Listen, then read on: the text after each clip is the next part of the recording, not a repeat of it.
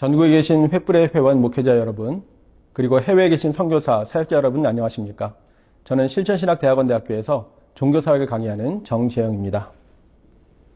이렇게 온라인으로나마 만나 뵙게 돼서 감사하고요. 제가 요즘 한국교회가 처하고 있는 여러 가지 상황들에 대해서 이런저런 연구를 했습니다. 그 내용을 바탕으로 해서 오늘은 리셋의 시간, 공감으로 복음을 소통하라 라는 주제로 강의를 진행하도록 하겠습니다. 두 개의 강의를 이렇게 나누어서 진행하도록 하겠습니다. 지금 아직도 전 세계적으로 코로나 사태로 인해서 참 쉽지 않은 시간들을 보내고 있습니다. 지금 조금 안정된 시기로 들어가고 있습니다만 3년여 시간 동안 전 세계적으로 많은 희생자가 나오기도 했고요. 또 우리나라도 마찬가지입니다. 교회 역시 참 어려운 시간들을 많이 보냈습니다. 아마 유사일에 가장 어려운 시간을 보냈다고도 얘기를 하고 있습니다. 문제는 이렇게 전염병으로 인해서 사회가 많이 위험해지고 사회적인 재난을 경험하고 있는데요. 이것이 이제는 좀 안정이 되고 좀 더 안전한 사회가 되길 기대하고 있지만 과연 인류 사회가 더 안전해질 것인가에 대해서는 학자들의 의견은 좀 다른 것 같습니다. 코로나 시기에 많이 읽혔던 책 중에 하나가 그 위험 사회라고 하는 책인데요. 독일의 사회학자인 울리 백이 쓴 책입니다. 굉장히 두꺼운 책이고 철학적인 내용도 많이 있어서 저도 완벽하게 다 이해하지 못하지만 이 책에서 얘기하는 주요 핵심 내용을 이렇게 정리를 해봤습니다. 앞에 말씀드렸던 것처럼 사회가 굉장히 위험해지고 지금은 어느 정도 안정권에 들어가고 있다고 하고 있지만 그렇다면 앞으로 인류 사회는 점점 더 안전해질 것이냐? 이 학자의 경고는 그렇지 않다고 얘기를 하는 것입니다. 인류 사회 발전이 그동안 성찰이나 반성이 없이 이루어져 왔기 때문에 말하자면 돌격 앞으로 하듯이 그렇게 근대화를 이루어왔기 때문에 오히려 위험 요소가 함께 증가하고 있다고 하는 것입니다. 다시 말하면 사회가 발전하면 발전할수록 위험 요소가 같이 증가하고 있다고 하는 것이고요. 앞으로 사회는 더 위험한 사회가 될 것이라고 이야기를 하고 있습니다. 그래서 위험 요소는 발전한 사회에 더 많이 있기 때문에 선진국이 후진국보다 더 위험하다고도 이야기를 합니다. 그래서 앞으로의 사회에서는 이런 위험이라고 하는 것이 일시적이고 예외적인 위험이 아니라 아주 일상적인, 일반적인 위험이 될 것이라고 얘기를 하고 있습니다. 그렇다면 이러한 사회적인 재난, 위험에 대해서 교회는 어떤 역할을 해야 될 것인가, 이런 고민도 끊임없이 해야 되는 상황이라고 할 수 있겠습니다. 코로나 이후에 종교에 대한 전망은 엇갈립니다. 크게 낙관론과 비관론이 있다고 말씀을 드릴 수 있겠는데요. 이런 사회적인 재난 시기에 종교에 대해서 낙관론이 있다는 게 좀 이상하게 들릴 수도 있습니다만 본래 인간은 본인이 다 이렇게 충족되어 있고 안전하다고 느낄 때 종교를 필요로 하지 않는 경향이 있고요. 오히려 여러 가지로 박탈의 경험이 있고 힘들고 어렵고 고통 중에 있을 때 오히려 종교를 찾게 되는 것이죠. 그런 점에서 바이러스에 대한 공포나 불안감이 있을 때 오히려 종교에 대한 관심이 커질 수 있어서 이것을 낙관론이라고 얘기할 수 있습니다. 반면에 이런 전염병에 대해서 종교가 또 종교인들이 어떻게 대처하느냐에 따라서 사람들은 종교에 실망해서 오히려 등을 돌릴 수도 있다고 하는 비관론이 공존하고 있습니다. 우리가 18세기 리스본 대지진 사건을 얘기를 많이 하고 있습니다. 거룩한 종교적 도시였던 리스본에서 대지진이 일어났을 때 여기에 어떻게 대처하느냐가 굉장히 중요한 일이었는데 그것을 잘 대처하지 못한 결과로 말미암아서 오히려 종교가 몰락하게 되는 결과를 가져왔다고 하는 것이죠. 지금도 튀르키예에서 대지진이 나서 여러 가지 많이 어려움들이 있고 또 교회를 비롯해서 많은 종교들이 또 도움을 주고 있습니다만 이런 사회적 위기나 재난에 종교가 어떻게 대처하느냐 하는 것은 매우 중요하다고 하는 것입니다. 그렇다면 한국에서는 이 3년의 시간 동안에 한국의 종교들이 특별히 우리 기독교 개신교가 어떻게 대응을 하고 대처했느냐 하는 것도 좀 우리가 진단을 해봐야 되는 부분이라고 생각이 듭니다. 말씀드린 것처럼 코로나 상황에서 한국교회는 굉장히 큰 변화를 경험을 했고 또 큰 위기를 맞기도 했습니다. 잘 아시는 것처럼 사회적 거리두기가 시행이 되면서 예배당이 닫히는 그런 초유의 사태를 경험을 하기도 했습니다. 초창기에 어떤 목사님이 페이스북에 이런 표현을 썼습니다. 예배가 멈추니 예배가 보이기 시작하더라. 무슨 말인지 다 아시리라 생각이 듭니다. 예배당이 닫히게 되고 예배가 멈추게 되니까 오히려 더 예배에 대해서 다시 한번 돌아보게 되고 성찰하는 시간이 됐다는 말씀입니다. 우리가 그동안 예배를 잘 드려오기는 했지만 혹시 이것이 좀 관행적으로 관습적으로 된 것은 아닌가 그런 반성도 하게 되는 것이고요. 예배당에서 예배를 드리지 못했을 때 과연 예배의 본질은 어떻게 구현할 수 있을까? 이런 구체적인 논의들이 사실은 코로나 시기에 많이 있어 왔습니다. 또 한 가지 우리가 고민을 해야 되는 것은 이제 코로나가 좀 안정이 되어 가고 있습니다만 이 코로나가 좀 종식이 된 이후에 교회는 이전과 같은 모습으로 온전히 돌아갈 수 있을까 하는 얘기들도 많이 하고 있죠. 3년 동안 많은 변화를 경험했는데 코로나 사태가 안정이 되었을 때 과연 3년 전으로 고스란히 돌아갈 수 있는가 하는 문제입니다. 아무 일도 없었던 듯이. 어렵겠죠. 네, 이제 뒤에 말씀드리겠습니다만 코로나 동안에 예배도 많이 변했고요. 다양해졌고 인식도 많이 변했습니다. 그렇기 때문에 코로나 이전 상태로 온전히 돌아간다는 것은 사실은 불가능하고요.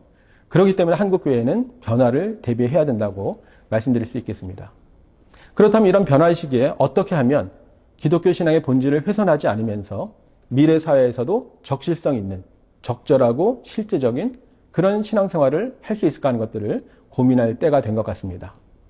그리고 이런 것들을 우리가 고민하는 데 있어서 교회라고 하는 어떤 건물이나 조직이나 또는 제도를 유지하기 위해서 하는 것인지 아니면 진정으로 기독교 정신이나 가치와 성경의 가르침을 우리가 실현하고자 하는 것인지 하는 것도 우리가 점검해 볼 필요가 있다고 생각이 듭니다.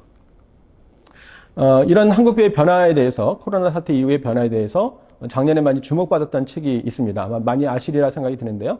한국교회 트렌드 2023이라고 해서 코로나 시기의 변화에 대해서 다양하게 정리한 책이 있습니다. 이 시간에 이 내용을 다 소개할 수는 없습니다만 저도 처음에 이 책을 기획할 때부터 참여를 했었고 내용 중에 두 챕터를 제가 직접 쓰기도 했습니다. 아마 많이 들어보셨겠습니다만 플로팅 크리스찬이라고 해서 붕 떠있는 그리스도인들을 말하는 것이죠. 이전과 같이 대면 예배 참석해서 교회에 좀 이렇게 안정된 신앙생활을 하는 것이 아니라 이 교회 저 교회 떠돌아다니기도 하고 붕 떠있는 그런 신앙생활을 하는 것을 플로팅 크리스찬이라고 표현을 했습니다. 그 밖에도 이 책에서는 SBNR에 대한 얘기라든지 언택트라든지 하이브리드 처치 여러 가지 얘기들을 하고 있는데요. 이런 변화들이 이제 앞으로 한국에 어떤 결과를 가져오게 될 것인가, 또 우리는 어떤 준비를 해야 될 것인가, 이런 고민들을 깊이 해야 된다고 생각이 듭니다. 이런 변화에 어떻게 대응을 할 것인가에 대한 어떤 기준이 필요할 것이라 생각이 드는데요. 저는 이제 사회학을 공부한 사람 입장에서 사회학적인 관점에서 어떤 좀 새로운 가능성을 보여주는 그런 내용을 좀 소개해 드리려고 합니다. 혹시 로버트 벨라라고 하는 미국의 종교사회학자, 몇 년 전에 돌아가셨습니다만 들어보셨는지 모르겠어요. 이분이 여러 가지 많은 연구들을 했고요. 또 많은 사회학자들이 영향을 받은 유명한 중요한 사회학자이기도 한데요. 이분이 종교와 사회 관계를 말하면서 종교가 어떤 상황에서 사회에 기여할 수 있는지, 사회 진보란 말을 썼습니다만 그 진보라고 하는 것이 꼭 앞으로 나아간다는 말만 있는 것은 아니고 어떤 사회 변화에 대해서 긍정적으로 영향을 끼칠 수 있는가를 얘기했다고 볼 수 있겠는데요. 세 가지 가능성을 얘기하고 있습니다. 첫째는 용해라고 해서, 용해는 영어로 퓨전이라고 하는데 녹아 들어가는 거죠. 종교가 현실 세계에 녹아 들어가서 완전히 섞여버리는 것입니다. 그러니까 종교의 영역과 일상생활의 영역 또는 사회 영역이 분간이 되지 않는 그런 상태를 말하는 것입니다. 이런 상황에서는 종교가 의미 있게 기여하기 어렵다고 하는 것이죠. 무엇이 종교인지 아닌지조차도 분명하지 않고 종교적인 기준이나 가치 또는 규범이 명확하지 않기 때문에 기여할 수 없다고 얘기를 하는 것입니다. 반대 모델은 분리입니다. 종교와 사회가 완전히 분리가 되는 것이죠. 말하자면 담을 쌓고 있는 것입니다. 그런 경우 역시 긍정적으로 기여하기 어렵겠죠. 말하자면 산속에 들어가 있다든지 중세 수도원처럼 광야에 나가 있다든지 하게 되면 사회에 기여하기 어렵다고 하는 것이고요. 로버트 벨라가 제시하는 세 번째 가능성은 창조적 긴장 관계라고 하는 것입니다. 종교와 현실 세계가 딱 붙어 있지도 않고 완전히 분리되지도 않고 어느 정도 거리두기를 하면서 긴장 관계를 가지고 있는 것이죠. 그래서 현실 세계에 대해서 관심을 갖고 참여하기도 하지만 완전히 녹아 들어가지는 않고 때로는 비판을 하기도 하고, 아마 이것은 요즘의 정치 상황을 생각해 보면 좀 더 잘 이해가 되실 것 같습니다. 한국 교회 안에서도 정치 이슈가 굉장히 첨예하게 논의가 되기도 하고 그러는데요. 많은 경우에 또 한국 교회 목사님이나 성도님들이 정치에 깊이 관여를 하기도 하고 신앙과 정치가 그냥 하나가 돼버린 경우도 많이 있습니다. 이것을 과연 우리가 바람직하게 볼 수 있을까 하는 생각도 해보게 되는데요. 네, 우리가 개인적으로 지지하는 정치인이나 정당이나 있을 수 있다고 생각합니다만 너무나 무조건적으로 맹목적으로 지지하기보다는 거리를 두고 비판적인 지지를 하고 이런 것들이 하나의 좋은 가능성이지 않을까 생각이 드는데요. 네, 종교와 사회 관계에 대해서도 이렇게 제시를 하고 있습니다. 마찬가지로 좀 비슷한 시기에 크게 영향을 미친 학자가 피터 버거라고 많이 들어보셨을 것 같습니다. 이분이 제시하는 세 가지 모델도 비슷합니다. 첫째는 동화하고 순응하는 겁니다. 종교가 그냥 이 사회 변화에 대해서 그냥 동화돼서 말하자면 이렇게 뭐 결탁한다고 할까요? 시류에 편승하는 이런 형태인데 바람직하지 않겠죠. 두 번째는 이 변화의 물결을 완전히 거부하고 고립돼서 스스로 단절돼 버리는 것입니다. 역시 기여하기 어렵겠죠. 이런 변화에 대해서 우리가 스스로 재무장하고 갱신하면서 어떤 역할을 할 수 있을까? 이런 고민들을 하는 것이 중요하다고 말씀드리고 싶습니다. 결국 이 뉴 노멀 시대, 새로운 표준이 필요한 이런 시대에 교회가 어떻게 돼야 될 것인가 하는 것들을 얘기할 수밖에 없겠는데요. 사진이 보이시죠? 네, 무슨 그림인지 아마 목사님들이시라면 다 아시리라 생각이 듭니다. 한국에 처음 생긴 교회 건물, 기역자 형태의 주택이죠. 왜 기역자로 만든 건 아마 목사님들 다 아시리라 생각이 드는데요. 당시에는 한국교회 처음 시작이 되었을 때 건물이 없이 집에서 시작했죠. 성경에서도 다락방에서 시작했던 것처럼 집에서 시작했습니다. 그런데 남성과 여성이 따로 모였죠. 여성은 여성 선교사와 함께 여성의 공간 안방에서, 남성은 남성 선교사와 함께 사랑방에서 따로따로 모이다가 신앙 공동체이기 때문에 한 공간에 모이게 되는 것입니다. 그래서 이제 건물을 지었는데 이 건물이 일자 형태 가옥이 아니라 기역자 형태로 꺾여 있습니다. 그 이유는 한쪽은 여성이, 한쪽은 남성이 앉아 있는 것이죠. 가운데 선교사님, 목사님은 양쪽을 다 볼 수 있지만 회중들이 서로 바라보지 못하도록 해놓은 것입니다. 뭐 지금의 관점으로 보면 아이고 이 옛날 사람들 참 고리타분하지 어떻게 한 공간에 모이면서도 같이 앉지 못하게 했느냐 할 수 있지만 이 자체가 사실 당시로서는 굉장히 혁신적인, 좀 과정에서 말하면 혁명적인 사건이라고 볼 수도 있을 것 같습니다. 당시에 유교 가치관이 철저했던 그런 시기에 남녀 칠세 부동성 얘기하던 시기에 남녀가 같이 앉아서 예배를 드렸다고 하는 것. 하나님 앞에서 남성이나 여성이나 같이 모여서 예배를 드려야 되고 또 나중에 이제 신분 철폐를 하는 것이 한국교회의 중요한 역할이기도 했는데요. 이런 건물이 처음 등장한 것이 지금으로부터 따지면 한 120년 전 얘기입니다. 저는 이것이 이제 하나의 교회가 제도화되는 과정이라고 볼 수 있겠는데요. 가정에서 신앙 공동체 형태로 모였다가 이제 건물이 만들어지고 공식적인 공간이 생기고 이런 것을 제도화 과정이라고 볼 수 있겠죠. 이 이후에 100년이 넘는 시간 동안 한국교회는 큰 부침을 경험을 했습니다. 잘 아시는 것처럼 7, 80년대에 한국교회 급성장했던 경험도 했고요. 폭발적인 성장을 했다고 얘기하지 않습니까? 뭐 어떤 장로님께서는 교회 개척을 여러 개 하셨다고 하시면서 그때는 십자가를 갖다 꽂기만 하면, 십자가를 세우기만 하면 교회가 됐고 사람들이 몰려들었다고 얘기를 하시는 것도 들은 적이 있습니다. 정말 지금 생각하면 좀 꿈 같은 얘기 같이 들리는데요. 그 이후에 한국교회는 큰 정체기를 경험을 했고요. 최근 한 2000년대 들어서부터는 거의 정체하다시피 하고 오히려 한국교회가 감소하고 있다는 얘기까지도 나오고 있습니다. 그러면서 여러 가지 사회로부터도 변화의 물결을 받아들이게 되는데요. 포스트 모더니티라든지 4차 산업혁명이라든지 저도 뭐 교계에서 이런 강의를 많이 하기도 했습니다만 여기에 이제 코로나 사태라고 하는 것이 엎친 데 덮친 격으로 한국교회에 몰려왔다 이렇게 볼 수 있을 것이고요. 여기에 대한 반응으로 여러 가지 교회에 대한 논의들이 펼쳐진 것을 잘 아실 겁니다. 이머징 처치 얘기도 나왔고요. 미셔널 처치 얘기도 지금도 하고 있습니다만 사이버 처치 지금도 많이 이슈가 되고 있고요. 이런 상황에서 이제 뉴 노멀 처치를 얘기해야 되는 시기가 온 것 같습니다. 아직까지 저는 어떤 신학자가 뉴 노멀 처치가 뭐 이런 것이다라고 얘기를 들은 바는 없는 것 같습니다만 이 뉴 노멀 시대, 코로나 이후에 새로운 시대를 준비하면서 새로운 표준이 필요한 이때에 뉴 노멀 처치를 얘기해야 되는 단계에 와 있다라고 생각해 볼 수 있겠죠. 이런 상황에서 제가 한 가지 연구를 한 것이 이렇게 교계에 소개가 되기도 했었는데요. 이제 뒤에서도 말씀드리겠습니다만 많은 사람들이 종교에 대한 관심이 줄어들고 있고 종교를 떠나고 있고 교회를 떠나고 있는 그런 탈종교화 시대에 여전히 교회를 선택하는 사람들이 있다라고 하는 것이고요. 교회들마다 여전히 일정 정도 새 신자들이 들어오고 있더라라고 하는 것이죠. 한국교회 탐구센터에서 이제 이것을 기획을 해서 조사를 하는데 제가 연구 책임자로 참여를 하고 그 새 신자들을 제가 설문조사도 하고 통계조사를 해서 책으로도 출판이 되어 있습니다만 이 얘기를 좀 이렇게 소개를 드리려고 합니다. 뭐 내용이 굉장히 많이 있어서 그 내용을 다 소개해드리기는 좀 어려울 것 같고요. 통계조사 결과에서 얘기하는 몇 가지 시사점을 중심으로 말씀을 좀 드려보려고 합니다. 첫째는 전도의 방법은 시대와 환경의 변화에 따라서 적절하게 개발될 필요가 있다고 하는 것입니다. 너무나 당연한 얘기겠죠. 제가 어렸을 때부터 신앙생활을 했는데요. 저는 모태신앙은 아닙니다. 저는 흔히 이제 포대기 신앙이라고 표현을 하는데요. 제가 2살 때부터 어머니 포대기에 업혀서 교회를 다녔습니다. 제가 이 의식이 있었을 때는 저는 이미 교회를 다니는 사람이었습니다. 모태신앙은 아니지만. 그래서 저는 뭐 평생 교회를 다녔다고 생각을 하는데요. 제가 어렸을 때 주일학교 생활을 했을 때가 이렇게 기억이 납니다. 그때 저희 교회에 아주 키가 크고 잘생긴 남자 전도사님이 계셨는데요. 자주 이렇게 동네에 노방전도를 나갔습니다. 노방전도를 나가면 이 전도사님께서 뒤에는 큰 북을 이렇게 짊어지고요. 앞에는 아코디언을 이렇게 또 가슴에 안고요.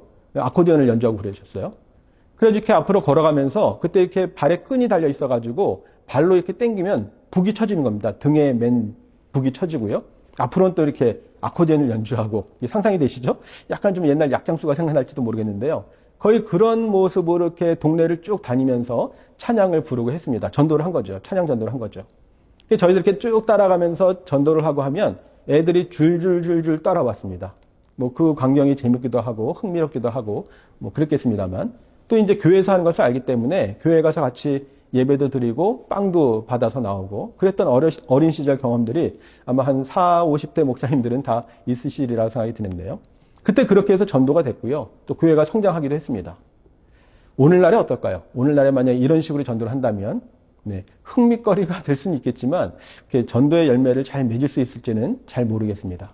특히 요즘에 뭐 코로나 때문에 명동이 많이 침체되긴 했지만 명동에서 이제 노방전도를 하고 예수천당 불시족 외치는 분들이 많이 계셨는데요. 물론 그 사명감은 귀하죠. 열정을 가지고 복음을 전하는 것은 귀하지만 이게 사람들에게 잘 전달될 수 있는가, 열매를 맺을 수 있는 방법인가에 대해서는 좀 고민이 필요한 것 같습니다. 그래서 지하철에서도 전에는 버스에서도 전도하는 분이 계셨지만 요즘엔 사람들이 이런 것들을 많이 불편해하는 시대입니다.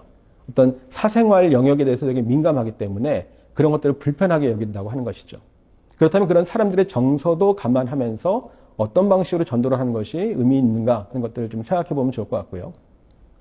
두 번째는 저희가 조사를 해보니까 교회 출석 목적에 따라서 왜 교회를 출석하느냐에 따라서 새신자들의 유형이 좀 분류가 되더라는 것이에요.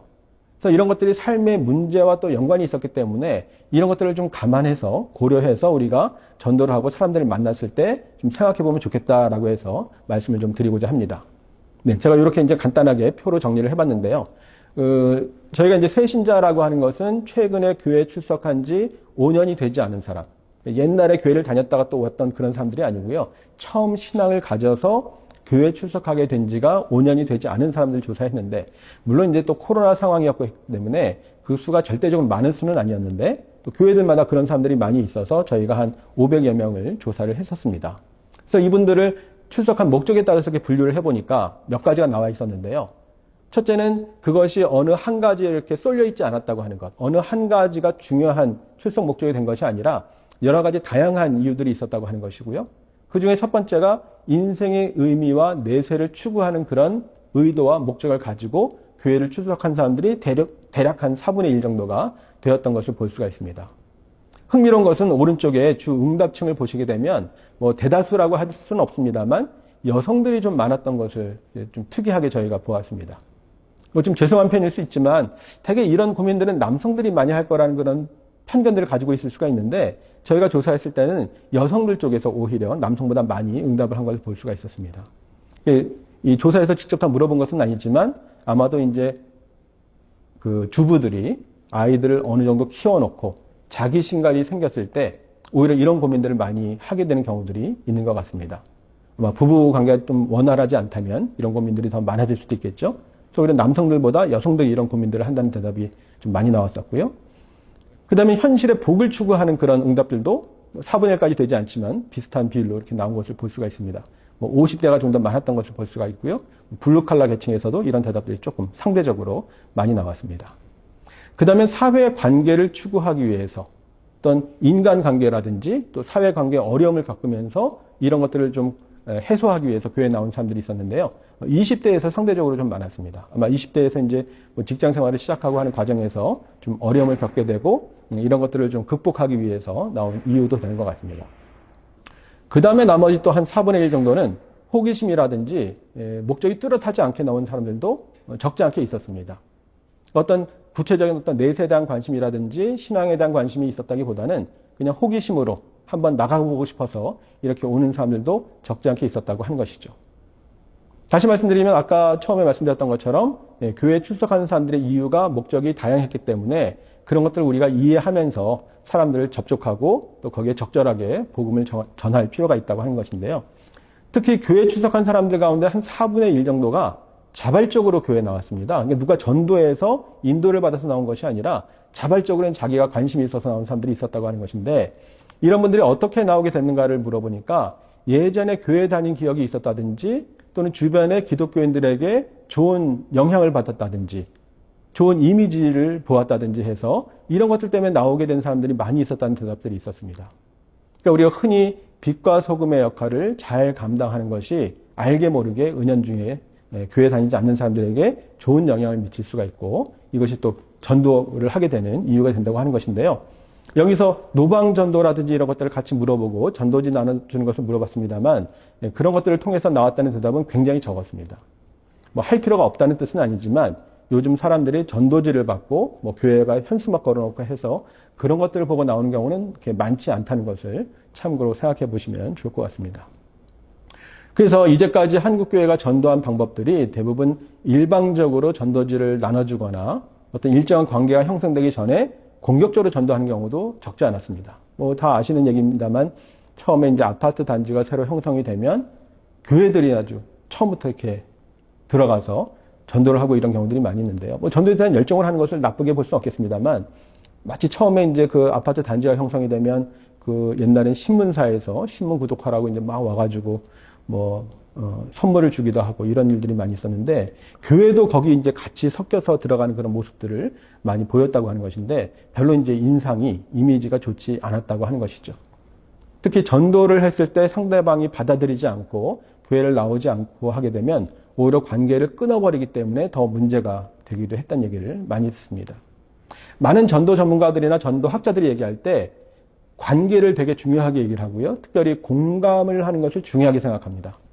많은 사람들이 삶에 여러 가지 문제들을 경험하기 때문에 전도하는 사람들은 그 삶의 문제에 대해서 정황들에 대해서 공감을 하고 감정이입을 하고 같이 아파하고 그 부분에 대해서 해결을 위해서 노력을 하고 기도해주고 이런 과정들이 되게 중요한데 많은 한국의 그리스도인들이 전도를 할 때 이런 과정들이 생략된 채로 그냥 전도지만 준다든지 말로만 복음을 전하기 때문에 오히려 실제적으로 와닿지 않는 경우들이 많이 있다고 하는 것이죠. 이런 점에서 기존의 전도 방식이 많은 경우 좀 수정될 필요가 있다고 하는 것도 이번 조사를 통해서 알 수 있었던 부분이었습니다. 마지막으로 최근에 전도 환경을 더 어렵게 만드는 것 중에 하나는 한국교회 공신력 하락이라고 생각이 듭니다. 교회에 대한 신뢰가 낮으면 전도하기 어렵죠. 그건 상식적인 얘기입니다. 어떤 분들은 뒤에 제가 이제 신뢰도 조사 결과를 말씀을 드리겠습니다만 우리가 사람들의 신뢰를 얻기 위해서 신앙생활을 하냐 이렇게 말씀하시기도 합니다. 반은 맞는 말씀이라고 생각합니다. 우리는 하나님께 인정받는 것이 중요하기 때문에. 그러나 결과적으로 사람들에게 인정받지 못하면 신뢰받지 못하면 복음을 전하기도 어렵습니다. 왜 그럴까요? 어떤 사람들이 자신이 신뢰하지 않는 믿지 않는 사람 말에 귀를 기울이겠습니까? 우리가 아무리 내세 천국에 대해서 천국 복음에 대해서 이야기를 한다고 하더라도 믿지 않으면 그냥 허공에 외치는 공허한 소리가 될 수 있다고 하는 것이고요. 또 교회가 여러 가지 빛과 소금의 역할을 감당하려고 구제봉사 활동을 열심히 해도 결국 이것이 그냥 전도하기 위한 방편이라고 사람들이 생각을 한다든지 교세 확장을 위해서 하는 것이라고 생각하면 이 대사회 활동들도 위축될 수밖에 없고 의미가 반감될 수밖에 없습니다. 결국 그 진정성이 전달되지 않고 의심받게 된다고 하는 것이죠. 그럼 이것은 다시 전도 환경을 더 어렵게 만들기 때문에 악순환이 될 수 있다고 하는 것입니다. 그런 점에서 우리가 다른 사람들에게 인정을 받고 신뢰를 받는 것도 매우 중요한 부분이라고 말씀드릴 수 있겠습니다. 네, 방금 말씀드린 교회 신뢰도 조사 결과를 한번 살펴보도록 하겠는데요. 아시겠지만 기윤실이라는 단체에서 2008년부터인가요? 10년 넘게 교회 신뢰도 조사를 발표를 하고 있습니다. 코로나 이전에 2020년도 1월 달에 조사를 해서 발표한 게 나와 있었습니다. 물론 이제 2020년 1월은 코로나가 발생할 때였지만 조사는 2019년 말에 했기 때문에 아직은 뭐 코로나 사태가 일어나기 전에 그 대유행기 전이기 때문에 코로나 전이라고 볼 수 있을 것 같고요. 그때 당시에 4점 척도로 해서 조사를 했는데요. 매우 신뢰한다, 약간 신뢰한다, 별로, 전혀 신뢰하지 않는다. 네 가지로 물어본 것인데 신뢰한다는 대답이 32% 나와 있는 것을 볼 수가 있습니다. 그리고 2배인 64%는 신뢰하지 않는다. 그러니까 우리나라 국민들 중에 3분의 2는 신뢰하지 않는다. 3분의 1만 신뢰한다는 대답이 당시에 나와 있었는데요. 기은실에서는 이 조사를 3년마다 하는데 이게 굉장히 중요한 지표다 보니까 코로나 사태 속에서 어떻게 바뀌었는지를 보기 위해서 목회 데이터 연구소에서 이 부분을 다른 조사를 할 때 문항을 끼워 넣어서 조사를 한 적이 있습니다. 그래서 그 조사 기관은 달라졌습니다만 그 조사 수행 기관은 목회 데이터 연구소가 똑같이 했기 때문에 일관성 있는 결과를 볼 수 있는데 2021년 1월에 1년 지나서 조사를 했더니 신뢰한다는 응답이 21%로 11%가 빠진 겁니다. 이전에 32%가 신뢰한다고 했을 때도 사실은 전체의 3분의 1만 신뢰한다고 한 것이기 때문에 거의 뭐 바닥권이라고 할 수 있는데 11%가 더 줄어든 것입니다. 지금 전체 한국의 기독교 개신교 신자 수가 20%가 채 안 되는데요. 사실상 기독교인 외에는 별로 신뢰하는 사람이 없다고 볼 수 있죠. 물론 실제로는 비기독교인들 중에도 신뢰하는 사람이 있고요. 또 기독교인 중에도 안타깝게도 신뢰하지 않는 사람이 있긴 합니다만 비율상은 거의 그 정도를 보여주고 있다고 하는 것입니다. 그리고 올해 기은실에서 다시 3년 만에 조사를 했습니다. 제가 조사 진행을 맡아서 발표를 제가 했었는데요. 여기에서 교회를 신뢰한다는 응답이 똑같이 21% 나왔고요. 교회를 신뢰하지 않는다는 응답이 74%. 신뢰하지 않는다는 응답이 3배가 훨씬 넘고요. 거의 4배 가까이 될 정도로 우리나라 국민들 중에 다수가 교회를 신뢰하지 않는다고 하는 것을 볼 수가 있는데요. 이 응답은 아까 말씀드렸던 것처럼 뭐 기독교인들도 포함됐고요. 다른 종교인들도 포함되어 있습니다. 그래서 그 중에 종교가 없는 무종교인만 따로 놓고 보게 되면 한 11%가 교회를 신뢰한다는 대답입니다. 그러니까 전체 응답보다도 한 절반밖에는 무종교인들 중에 신뢰하지 않는다라고 하는 결과를 볼 수가 있고요. 또 교회를 신뢰하지 않는다는 응답에 개신교인들이 포함되어 있습니다. 네, 그 비율이 37% 정도 나왔는데요. 이전 3년 전 조사에서 22%였는데 그 비율이 많이 증가했다고 하는 것입니다. 그래서 안타깝게도 교회를 다니는 사람들 중에서도 교회를 신뢰하지 않는 사람들이 3분의 1 이상 포함되어 있다고 하는 것이죠. 그래서 아까 말씀드렸던 것처럼 코로나 사태 동안에 한국교회에 대한 신뢰도가 더 떨어지고 있다고 하는, 아까 처음에 말씀드렸을 때 종교에 대한 전망이 낙관론과 비관론이 있다고 말씀드렸습니다만 낙관론으로 보기 어려운 그런 현실을 보여주고 있습니다. 이 조사에서 몇 가지 질문을 더 같이 물어봤는데요. 우리 한국의 종교, 주로 이제 우리가 불교와 가톨릭, 개신교 이렇게 세 개를 생각하는데 이 종교들 중에 사회봉사를 어떤 종교가 어떻게 하고 있는지를 물어본 것입니다. 첫 번째는 사회봉사를 많이 하는 종교를 물어봤는데 응답에서 가장 많은 비중을 차지한 것은 가톨릭이었습니다. 이 결과가 3년 전에는 개신교가 큰 차이는 없었지만 비슷한 비율로 개신교가 1위가 됐었는데요. 3년 사이에 개신교는 굉장히 많이 줄어든 것을 볼 수가 있습니다. 그런데 여러분, 목사님들은 잘 아시겠습니다만 실제로 우리나라에서 이런 사회봉사 활동을 제일 많이 하는 종교가 실제로 어디입니까? 개신교죠. 우리 개신교입니다. 여러 가지 복지관이라든지 지역아동센터라든지 뭐 하물며 무슨 헌혈을 한다든지 장기기증 서약을 한다든지 개신교가 압도적으로 몇 퍼센트가 아니라 2배, 3배가 많습니다. 근데 일반 국민들은 그렇게 생각하지 않는 것이죠. 3년 전에는 그래도 인정받았는데 지금 3년 후에는 그나마도 인정을 받지 못한 것이고요. 그 다음에 사회봉사를 어떤 종교가 잘하는지도 물어봤습니다. 역시 1위는 가톨릭이었고요. 또 2위가 개신교입니다. 아시겠지만 불교는 원래 사회봉사 활동에 대해서 그렇게 적극적이지 않죠. 네, 대부분 산에 들어가 있고 사회활동 자체가 많지 않은 종교지 않습니까?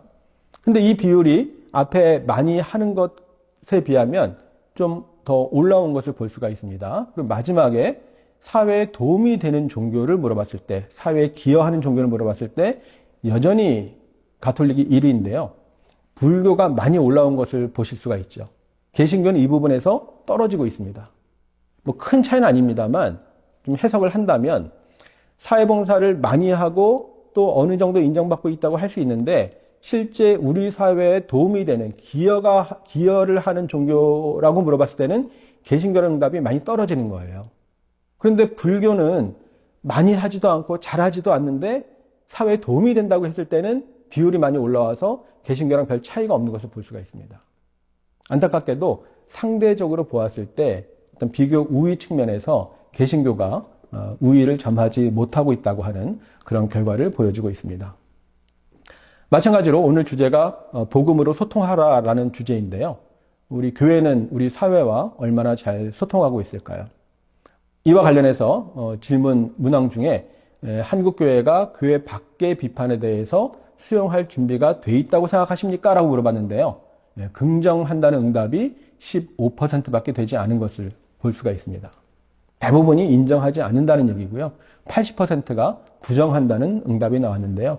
역시 여기에 대해서도 무종교인, 종교가 없는 사람들은 더 적게 평가하고 있어서 거의 다수가 무종교인들은 한국교회가 교회 밖 소리에 대해서 들으려고 하지 않는다는 입장을 보이고 있고요. 안타깝게도 개신교인들 중에서도 절반 이상이 부정적으로 평가하는 것을 볼 수가 있습니다. 그렇다면 한국교회가 어떻게 교회 밖에 있는 사람들과 이 사회와 소통할 수 있을까? 어떻게 복음으로 소통할 수 있을까 하는 것들을 좀 더 고민을 해봐야 될 텐데요. 여기서 굉장히 좀 어긋났던 일들 중에 하나가 잘 아시는 것처럼 코로나 사태 속에서 현장 예배를 드리려고 했을 때 이슈가 됐던 것, 논란이 됐던 건 아마 잘 아시리라 생각이 듭니다. 사실 우리 기독교인들 입장에서는 예배를 드린다는 것이 너무나 자연스러운 것이고 또 정말 생명과 같은 소중하기 때문에 예배를 중단할 이유는 없는 것입니다. 아무리 코로나 전염병 사태라고 하더라도 우리가 예배를 지속한다는 것이 전혀 문제되리라고 생각하지 않지만 교회 밖에서 볼 때는 사람들이 모였을 때 전염병이 더 확산될 우려가 있기 때문에 이것을 강행한다고 표현을 했습니다. 제가 지금 슬라이드에 따옴표를 해놨습니다만 강행이라는 표현이 우리로서는 참 듣기 불편한 표현이지만 언론에서는 그렇게 많이 보도가 됐던 것들을 아실 텐데요. 그러다 보니까 교회 안에서도 우리의 신앙 고백을 하고 예배를 드리는 것은 굉장히 중요한 일이지만 이것이 더 우선시 되어야 되는 것인지 아니면 어떤 전염병 사태 속에서 공익을 더 우선시해서 봐야 되는지 교회 안에서도 사실은 격론이 벌어지기도 했던 것들을 볼 수가 있습니다. 문제는 거기에 대해서 여러 가지 신학적인 또는 목회적인 판단이 있을 수 있다고 생각합니다만 그것이 야기한 결과가 무엇이냐라고 보았을 때 그 목회 데이터 연구소에서 조사를 했습니다만 국민의 안전은 관심이 없고 교회가 국민의 안전은 관심이 없고 자신들의 종교 활동에만 관심이 있다라는 데 대해서 우리나라 국민들 중에 80%가 동의를 하고 있다고 하는 것이죠. 결국 교회가 굉장히 공공성이 없고 이기적인 단체인 것처럼 비춰지고 있다고 하는 엄연한 현실입니다. 저는 이것을 의도하지 않은 결과라고 표현을 하는데요. 그 한국교회 트렌드 책에도 제가 이 부분을 썼는데요. 의도하지 않은 결과라고 표현을 했습니다. 의도하지 않았다고 하는 것이 사회학에서 쓰는 그런 용어입니다. 이 사회 여러 가지 변화나 변동이 사람들이 의도해서 활동한 결과이기도 하지만 또 많은 부분 중에는 의도하지 않은 결과로 나온 변동도 있다고 얘기를 하거든요. 사회학에서 되게 중요하게 생각하는 개념인데요. 우리 어느 그리스도인들이 교회가 이렇게 사회적으로 비난을 받거나 이기적인 단체로 비치려고 신앙생활을 하는 사람들은 없죠. 우리가 예배당 예배를 고수한 것도 그런 목적이 전혀 아니었던 것들은 우리는 너무나 잘 알고 있습니다. 그럼에도 불구하고 우리가 현장 예배를 고수하는 것이 밖에는 그렇게 비칠 수도 있다고 하는 일종의 의도하지 않은 결과로 나타났다고 하는 것이죠. 그렇다면 우리끼리는 아무리 순수한 동기와 취지가 있다고 하더라도 이것이 어떻게 비칠지도 사실은 우리가 염두를 해둬야 되는 것이고요. 우리 신앙생활에 대해서 어떤 공적인 기준에 대해서 판단하는 것도 매우 중요하다고 말씀드리고 싶습니다. 실제로 당시에 코로나 대유행기 1차 유행기 때 예배당 예배가 이슈가 되니까 조사를 했었습니다. 교계에서 조사를 했는데 사회 공익을 위해서 중단해야 된다는 응답이 기독교인들 사이에서도 3분의 2 정도 나온 것을 볼 수가 있습니다. 물론 통계 결과는 어떤 정답을 알려주는 것은 아닙니다. 사람들이 이렇게 생각하기가 이게 꼭 옳다라는 것은 아니지만 많은 사람들이 말하자면 기독교인들의 여론이 이렇다라고 하는 것은 시사하는 바가 적지 않다고 생각을 합니다. 그 결과 작년에 국민일보에서도 이렇게 같이 조사를 해가지고 보도가 되기도 했었는데요. 종교별 이미지를 물어보았는데 그 불교, 천주교, 개신교를 놓고 여러 가지 종교와 관련된 이미지를 수식어를 한 20개 가까이 이렇게 제시한 다음에 사람들에게 어떤 종교 이미지가 가까운지를 물어본 것입니다. 그랬더니 불교라든지 천주교는 지금 화면에 보시는 것처럼 여러 가지 긍정적인 이미지가 많이 있는데 개신교는 보시면 배타적이라든지 세속적이라든지 이기적이라든지 좋은 이미지가 가까이 하나도 없는 것을 볼 수가 있습니다. 매우 안타깝지만 이것이 한국교회가 가지고 있는 사회적 이미지의 단면이라고 하는 것입니다. 이런 것들이 개선되지 않고서는 우리가 복음으로 소통한다는 것은 사실은 쉽지 않다고 하는 것을 말씀드리고자 하는 것입니다. 여기서 우리가 한 가지 좀 점검하고자 하는 것은 한국교회의 어떤 변화를 생각할 때 과연 교회의 본질이 무엇인가, 신앙의 본질, 또 목사님들 목회의 본질을 생각하실 텐데요. 과연 우리가 지금 하고 있는 신앙생활이나 교회 생활이 어느 지점에 와 있는가를 한번 보시면 좋을 것 같은데 제가 이렇게 연구를 하면서 보니까 어떤 영어 단어가 이렇게 눈에 확 들어왔습니다. 지금 화면에 보시는 요 영어 단어가 책 제목입니다. 크리스천이티냐, 철천이티냐, 그렇죠? 크리스천이티 다 아시는 단어죠? 네, 기독교를 말하는 영어 단어입니다. 이 단어는 앞에 크라이스트가 있습니다. 그러니까 그리스도를 따르는 사람들의 신앙이 바로 기독교인 것이죠. 아래에 있는 단어 보셨습니까? 네, 신주어입니다. 사전에 없는 단어예요. 제가 찾아보니까 C.S. 루이스가 이미 오래전에 쓰기 시작했다고 얘기는 하고 있는데 일상적으로 쓰는 그런 단어는 아니고 신조어라고 분류되는 그런 단어입니다. 근데 이 단어는 앞에 어떤 단어가 있습니까? church가 있죠. 그러니까 이것은 기독교, 그리스도를 따르는 신앙이 아니라 교회를 따르는 신앙을 말합니다. 그래서 우리말로 번역하기도 좀 애매한데요. 일부 신학자들이 교회교라고 번역을 합니다. 무슨 의미인지 아시겠죠? 네, 여기서 말하는 교회는 예수 그리스도께서 피로 값주고 세우신 신앙 공동체로서의 교회라기보다는 건물 중심의 형식적인 그런 교회를 말하는 것이고 그것을 지키려고 따르는 신앙을 철치아니티, 교회교라고 얘기를 하고 있는 것입니다. 그렇다면 우리는 지금 기독교 신앙을 가지고 있는가, 교회교 신앙을 가지고 있는가 한번 점검해 볼 필요가 있다고 생각이 듭니다. 이런 과정 속에서 교회는 끊임없이 변화의 과정 속에 있는 것을 알 수가 있습니다. 지금 화면에 보이시는 그 사진이 어떤 사진으로 보이십니까? 네, 미국의 꽤 유명한 교회 예배 드리는 사진입니다. 그렇게 보이시죠? 만약에 한 20년 전에 이 사진을 봤다면 이것이 예배 드리는 사진으로 보였을까요? 제가 아까 어렸을 때부터 교회 다녔다고 말씀드리지 않았습니까?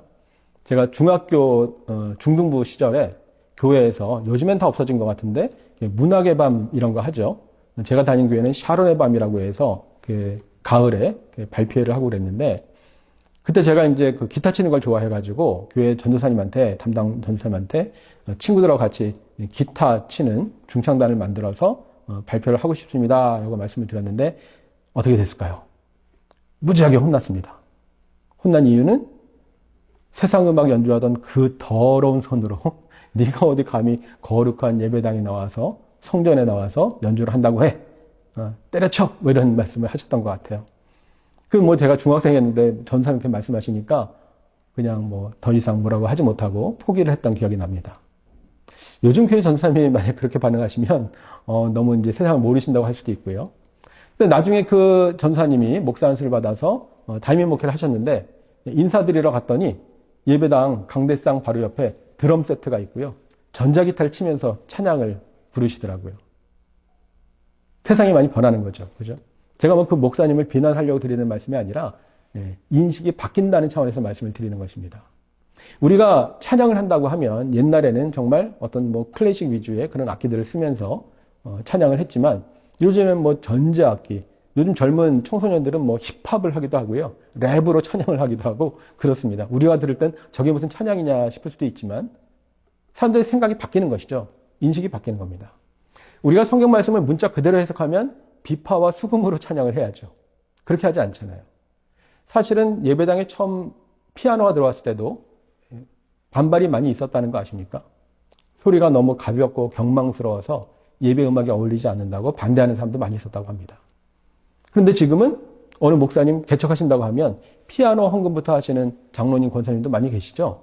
왜냐하면 반주기 틀어놓고 찬양하면 그 은혜롭게 잘 하기 어렵잖아요. 그래서 피아노 헌금을 이렇게 할 정도로 인식이 많이 바뀌는 겁니다.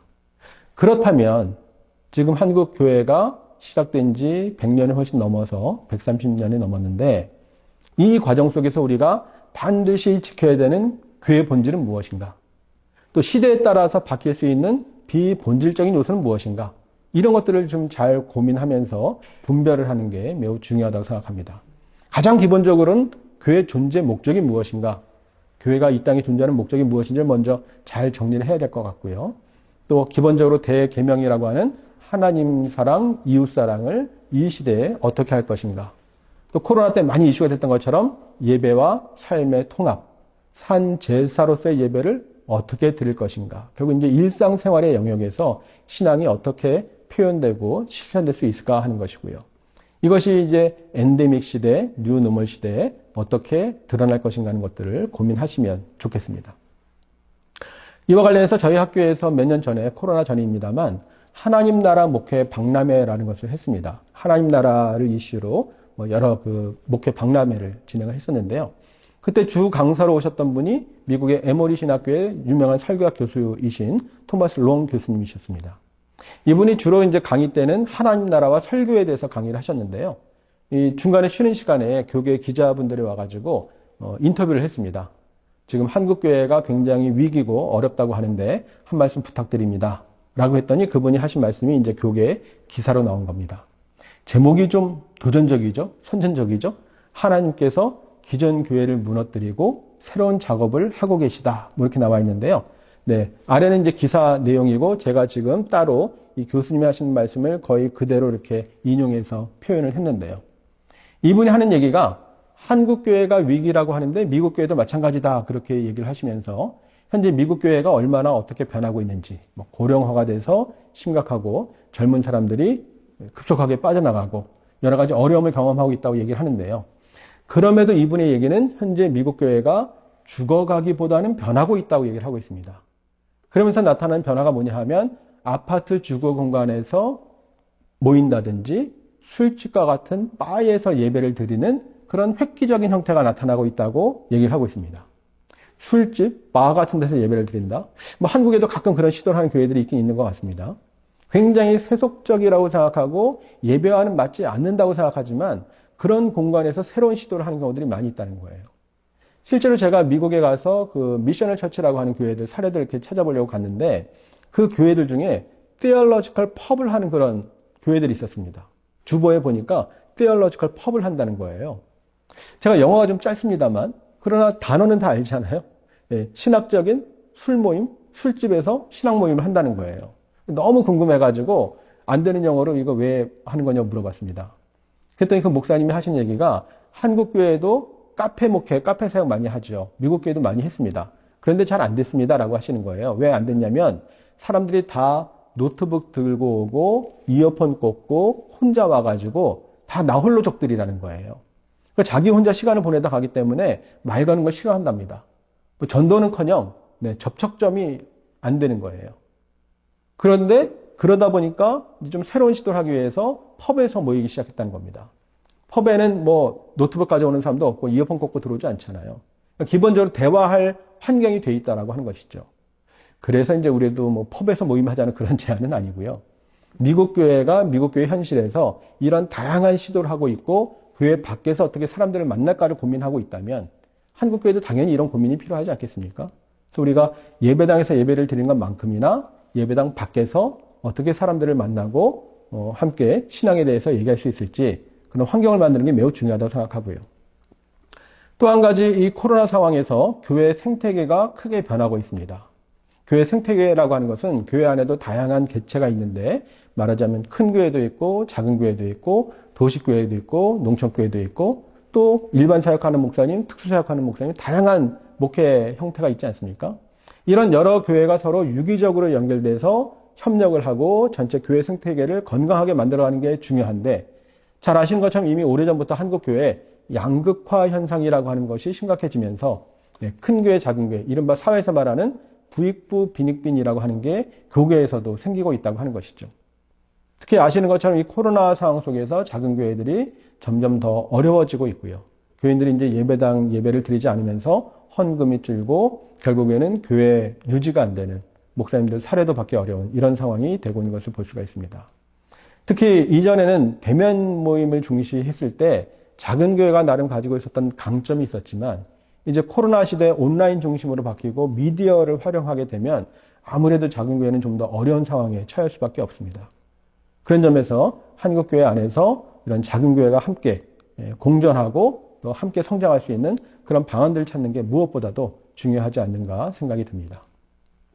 이와 관련해서 제가 학교에서 맡고 있는 21세기 교회 연구소라고 있는데요. 한국교회 탐구센터하고 같이 작은 교회 조사를 한 적이 있습니다.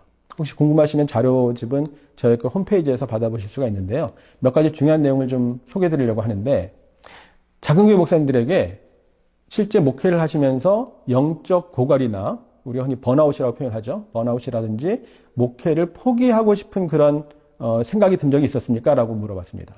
작은 교회 목사님들이니까 그런 응답이 좀 많을 것이라고 예상이 됐는데요.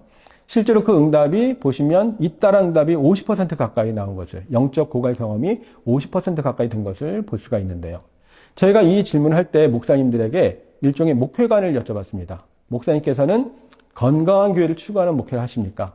아니면 지속적인 성장을 추구하는 목회를 하십니까? 이렇게 물어봤어요. 말하자면 성장주의 목회관인지, 아니면 건강한 교회는 좀 주관적인 표현이긴 합니다만 어쨌든 건강한 교회를 추구하려고 하시는지 물어봤는데 전체가 거의 반반 정도 비슷하게 나왔습니다. 그랬을 때 나누어서 보니까 전체 영적 고갈 경험이 50% 가까이 됐는데 건강한 교회를 추구하는 목사님들이 영적 고갈 경험이 더 많았던 거예요. 그래프에 보신 것처럼 아래 제가 설명을 써놨습니다만 거의 2배 가까이 더 많았던 것을 볼 수가 있습니다. 2배 이상 많네요. 오른쪽에 목회를 포기하고 싶었던 경험이 있으십니까? 라고 여쭤보니까 30% 가까이가 있다고 했는데 역시 건강한 교회를 추구하는 목사님들의 응답률이 훨씬 더 높았습니다. 이 결과를 제가 이렇게 분석을 하면서 많이 좀 우려스러웠고요. 마음이 좀 힘들었습니다. 성장주의 목회가 꼭 나쁘다는 것은 아니지만 어쨌든 건강한 목회를 하려고 애를 쓰시는 목사님들이 영적으로 더 힘들고 목회도 포기하고 싶은 마음이 들었다고 하는 결과를 보니까 이걸 어떻게 해석을 해야 되나, 어떻게 말을 해야 되나 좀 그런 생각이 들었습니다. 그런데 통계를 계속 분석하면서 제가 좀 생각이 바뀌고 좀 안심이 됐는데요. 일단은 목회를 얼마나 만족하십니까? 라고 물어봤는데요. 전체적으로 작은 교회 목사님들의 한 70%가 목회에 만족한다고 대답을 하셨습니다. 이 결과를 보면서 참 놀랐습니다. 여러 가지 어려운 여건에서도 목사님들이 신앙으로 이렇게 만족스러운 목회를 하고 있다는 얘기인데요. 근데 아까 말씀드렸던 것처럼 건강한 교회를 추구하는 목사님들의 만족도가 10%포인트 이상 더 높은 것을 볼 수가 있습니다. 마찬가지로 큰 교회 목사님들과 비교해서 열등감을 느낀다라고 보았을 때도 열등감을 느낀다는 대답이 아주 많지는 않았습니다만 이 응답에 대해서도 건강한 교회를 추구하는 목사님들은 열등감을 느낀다는 대답이 더 적었고요. 성장을 추구하는 목사님들이 더 열등감을 느낀다는 대답이 많이 있었습니다. 비슷한 얘기입니다만 작은 교회를 목회 실패로 보는 주변의 시선이 부담스럽다는 것에 대해서 거의 한 절반 정도가 동의를 하고 있는데 건강한 교회를 추구하는 목사님들은 여기에 대해서 그렇게 크게 신경 쓰지 않고 있는 것을 볼 수가 있습니다. 차이가 뚜렷하게 나타나지 않습니까? 그렇게 보았을 때 현실의 목회는 힘들고 좀 지치고 때론 포기하고 싶을 때가 있는 것도 사실이지만 건강한 교회를 추구하는 목사님들이 더 만족스러운 목회를 하고 있고 열등감도 느끼지 않고 자존감이 더 낮다라고 하는 긍정적인 결과를 볼 수 있는 것이죠. 그런 점에서 여러 가지 어려운 여건이지만 단순히 성장을 하기 위한 그런 목회가 아니라 이 공동체를 건강하게 세워나가는 이런 목회가 중요하다는 것을 좀 말씀을 드리고 싶고요. 마찬가지로 개의 교회뿐만 아니라 교회 생태계가 건강해지기 위해서는 다수를 차지하고 있는 이 작은 교회 목사님들이 자존감을 회복하고 또 서로 공존할 수 있는 그런 교계 생태계를 만드는 게 무엇보다도 중요하다고 생각합니다. 정확한 통계는 없습니다만 대체로 한 100명 이하의 작은 교회가 전체 한국교회 한 3분의 2 정도 되는 것으로 이렇게 알려져 있지 않습니까? 그렇다면 저도 지금 큰 교회, 작은 교회 말을 하고 있습니다만 이 표현 자체가 좀 불편하게 들리실 수도 있는데요. 어쨌든 우리가 외형상 규모가 그렇다고 하는 것인데 당연히 큰 교회나 작은 교회나 다 귀한 주님이 세우신 교회이고 하나님의 교회라고 한다면 이 교회들이 서로 공교회성을 가지고 더불어 함께 세워지는 게 무엇보다도 중요하다고 생각이 듭니다. 아울러서 작은 교회들도 변화가 필요하다고 생각이 듭니다. 말씀드렸던 것처럼 이제 교회가 전체적으로 좀 어려워지는 상황이 되면 좀 주변의 큰 교회로부터 도움을 받는 것도 점점 기대하기 어려운 측면들이 생기고요. 나름대로 어떤 독자적인 자국책도 필요하다고 생각이 드는데요. 특별한 뭐 방법이 있는 것은 아닙니다만 어떤 단순히 그 다른 교회를 따라서 하기보다는 소형교회 특색에 맞는 그런 목회를 개발하는 게 중요하다고 생각하고요. 지금 뭐 온라인에 대한 관심이 많이 생기고 있습니다만 어쨌든 작은 교회가 온라인 미디어 환경을 대형 교회처럼 만들어가기는 쉽지 않지 않습니까? 과거에 찬양 예배가 이렇게 한국 교회에 많이 이렇게 도입이 되고 보편적으로 되었을 때도 작은 교회들이 사실은 여기에 대해서 좀 많이 어려움을 겪었던 것이 사실입니다. 대형 교회들이 잘 이런 것들을 시설이나 조건들을 잘 갖추면서 상황을 만들어 갔던 데 비해서 작은 교회는 그렇게 반응하기 어려웠던 것이 사실인 것이죠. 그러면서 이제 찬양 예배를 이렇게 도입하고 그랬을 때 오히려 작은 교회보다 더 잘 갖춰 있고 구비되어 있는 큰 교회, 오히려 성도들을 이렇게 부분적으로는 이렇게 뺏겼다고 할까요? 성도들이 좀 이동하는 이런 경험도 있었던 것이 사실이죠. 그런 점에서 큰 교회에 대해서 뭐 참고도 하고 그런 것들은 필요하지만 작은 교회의 특색에 맞는 그런 맞춤형 목회가 필요하다고 생각을 하고요.